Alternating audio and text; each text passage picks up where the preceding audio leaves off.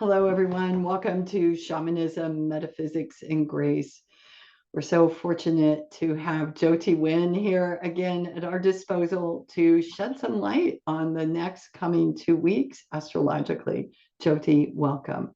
Thank you, Lauren. So what are we in store for? Okay, well, the first thing I want to look at is the chart of the full moon tomorrow. So it's September 29th at 3:58 a.m. For Mountain Daylight Time. And it gives the sun in Libra and the full moon. The moon is opposite the sun, the moon in Aries. And so this polarity in any full moon, asks people not to create polarities. That's what a full moon does. I mean, because there's a tendency to see me as the sun and you as the moon, let's say, and so that can set up a polarity. And the biggest thing is not to assume that people feel opposite you. It's good to inquire. They may feel exactly the same as you do. Yeah. So, I mean, generally speaking, that's the full moon energy. So, So, Jyoti, is that always every full moon? There's that yeah. Yeah. opportunity. Or Okay. somebody even born during a full moon, you know, somebody being born during a full moon, the parents represent the sun and the moon opposite as a full moon. And it implies that the child is learning about polarities by being born during the full moon and by the way the parents behave, because usually they've set up opposite camps in the marriage already by the time that child comes in. Wow. Okay. Yeah. Okay. Everyone's So, checking their birth date right now, I'm sure. yes. Yes. Okay. But that's a general statement for a full moon baby. Yeah. They Yeah. came So, to work on polarities. wow. So, what is this full moon in Libra and Aries bring for us? Well, Libra likes to keep the status quo, everything balanced and fair and just, and they're very diplomatic. Aries doesn't care about any of that. Aries is the opposite side of the coin. Aries says, well, why do things together when I can just do things by myself? Aries is more forthright, not so diplomatic, just, wants to get to the meat of the matter, so to speak. So you have this need to balance those two sides. And so this particular full moon, it can bring inspiration and a need for clarity, a need to be able to look at things and be willing to see things as clearly as possible Hmm. because of Mercury opposing Neptune in this chart. So with Neptune, there's always a kind of, well, what is that? It looks kind of misty over there, and I can't see clearly when it's opposing Mercury. So, in a very poetic sense, I believe that an opposition longs in its sleep to become a conjunction. So, what would it look like if you had Mercury and Neptune together instead of opposing? It would be you could see through the illusions of things, Oh, wow. and you could uh, have more in-depth spiritual insights. So, does this particular full moon give us an opportunity for Yeah. bringing them together? Yes. Yes. Yes. And in a sense, you could say, okay, then a full moon is an opposition of the sun and moon. And what is it like if we brought those two together, the sun and the moon opposing? Well, that's a new moon. That's a new cycle. This is a full moon peak experience. This is the buildup of the last couple weeks. So, I think what you're saying might be a little bit like this is the higher energy that we can take away from this. We can bring them together, or we can experience them at the lower density, and then it's a polarity. Yes. Okay. And we get to Yes, choose, right? absolutely. And that's a great reframe. Yes, yes, yes. So uh, this chart also contains a grand trine in Mercury, in Earth, with Mercury, the planet Uranus, and Pluto. So in the midst of this polarization, you also have this ease of seeing. Okay, so Mercury trine the planet Uranus is very intuitive. There's a lot of intuitional flashes. You flash on, the logical reasoning mind is kind of like suspended, and you're kind of flashing and knowing. It's not like you have to reason it out. This is the higher octave of that process of just flashing and knowing. And then also Mercury is trining Pluto, and this is the ability to get under the radar, to be able to see deeper what's going on here. Mm. Okay. So I'll try and explain this. So you have this grand trine in Earth. And Mercury also, as we mentioned, is opposing Neptune. So instead of just the triangle or the grand trine, with that opposition to Neptune, it makes it a kite. And so it activates this grand trine in Earth so that it doesn't get lazy for the next 2 weeks.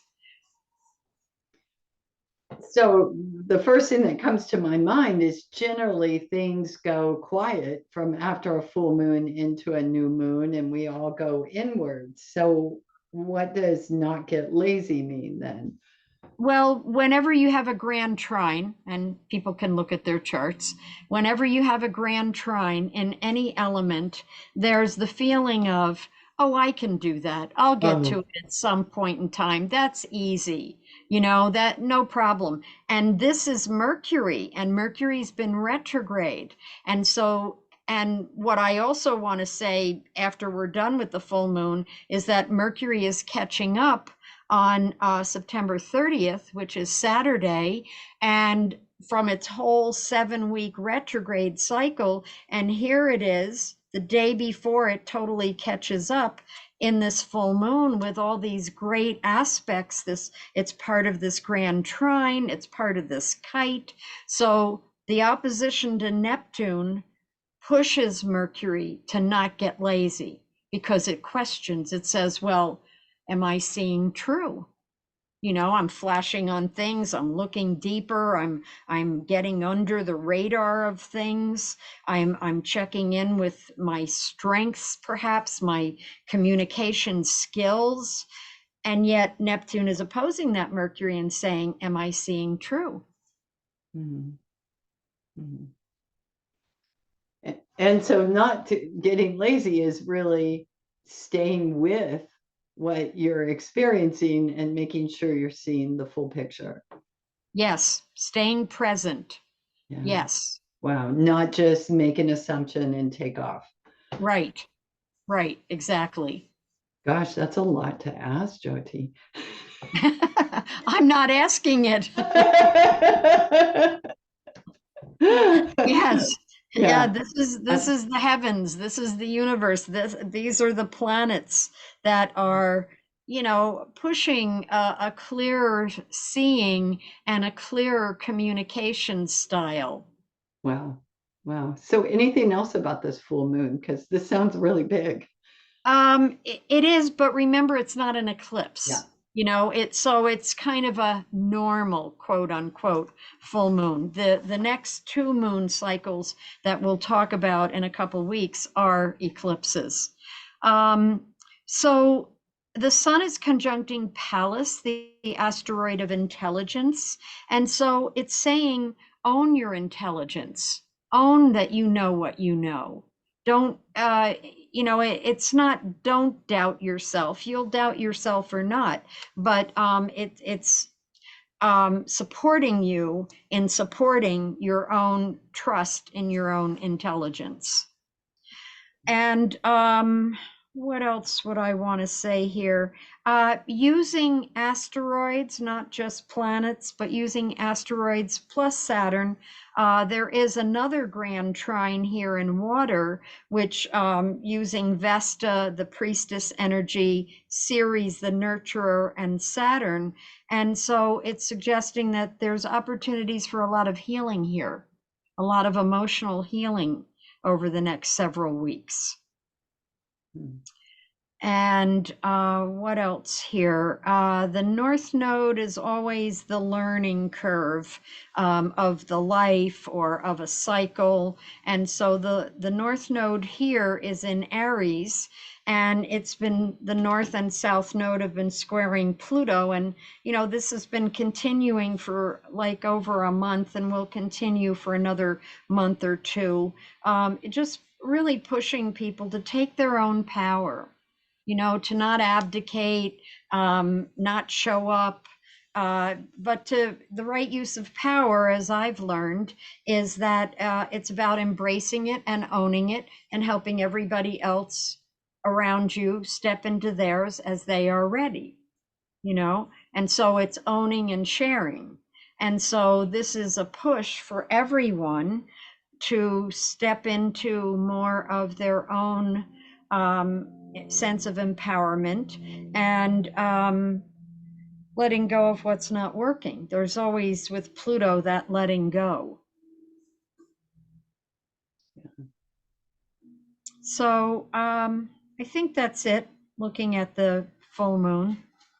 Okay. Okay. So the next thing I wanted to address is that Mercury is catching up to its 7-week cycle that started back on August 23rd, and on September 30th, maybe it's about six and a half weeks, Mercury will catch up and step into new territory.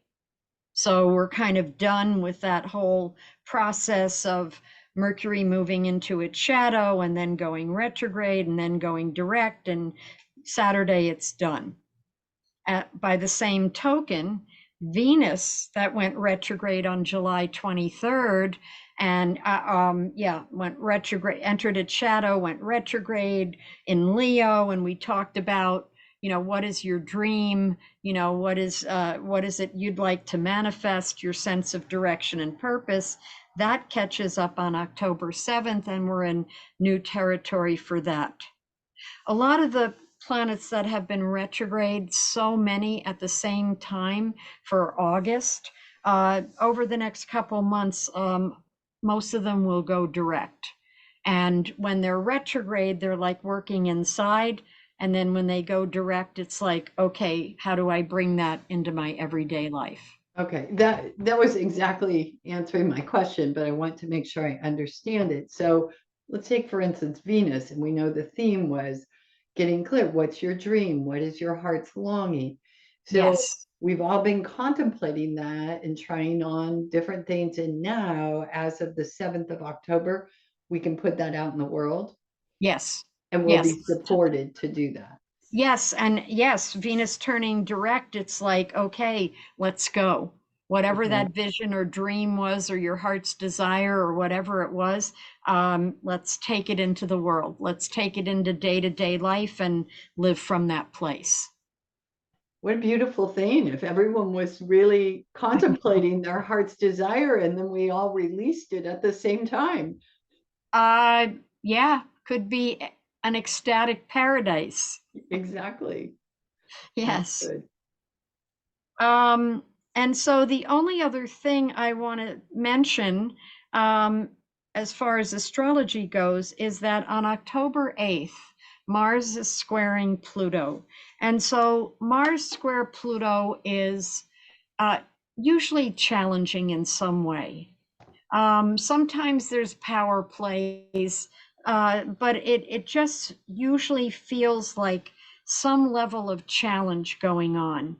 And you will see it probably politically. We'll probably see it, somewhere out there in the news or in the public. And then personally, you might feel like you're a little edgy that day. So any kind of spiritual practice that you have, or just going out walking and looking at the sky and remembering the beauty of the earth, those things help on those kind of days. Yeah. Yeah, that sounds really important, just to remember that, and to take extra care for ourselves going in. Absolutely. And care in our interactions with other people. So, Jyoti, I may be getting into deep water in my limited understanding of astrology, but if where that happens in our chart, does that impact each of us different, like in a different area where this Mars squares Pluto in the heavens? Are we just, so would that impact me differently, like say in relationships versus my career, than it would you? Yes. Yeah, Okay. the short answer is yes. Okay. Yes, because all of this does. I mean, Sure. all of this hits our own personal chart anyway. Yeah. This is just what I'm doing here is just saying what it looks like in the heavens. Yeah. But when you bring it down to look at somebody's chart personally and how this is affecting them personally, where Mars is squaring Pluto in their chart, um, that's different. Then it's more personal, and it may be relationships versus career, or it may be home versus travel, or it might be, something like that. Okay. Siblings versus going to work every day or something. Yeah. Yeah. Okay. Thanks for that explanation. What else is happening? Well, to backtrack a little, Mercury is trining Pluto on the 3rd. So that's next Tuesday. And that's uh, that's kind of like a flow, where you're really able to see and understand and cognize what's going on around you. That's the ability to address the essence of what's in front of you because you see it. It's part of that grand trine that's going Mhm. on in this full moon. Right. Well, Mercury is like degrees away from being exact with that Pluto, but it's still within orb. So by October 3rd, Mercury has caught up a little bit more and is exactly trining Pluto. So even though the whole 2 weeks holds an energy of more insight and getting under the radar of things, Tuesday is the day where it's exact. Okay. And to tie that in with the Mercury catching up and the grand trine, that we're being pushed not to get lazy about what we see, this is a day that not only do we get a little more clarity or intensity, but the energy to actually do something about it. Is that Yeah, yeah, okay? yeah.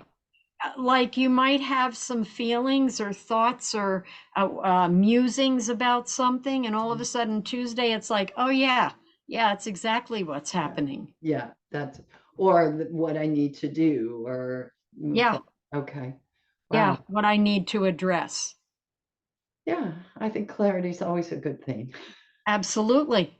It's Yeah, hard, it's hard to pin anything down when it's really foggy and misty. sure. You know what Sure. I mean? Once you see, that's how I feel. Once you see something, you have choice. Up Yeah, until then, it kind of runs you, exactly. but once you can see it, you can say what you want about it or deal with it. Okay. Okay. Good, Jyoti. Anything else? No, I think that's it. I think the next piece we'll be looking at is the new moon eclipse on the 14th of October. Great. So, yeah. Great. Great. Hey, thanks so much for all you shared. Oh, you're welcome. Thank you, Lauren.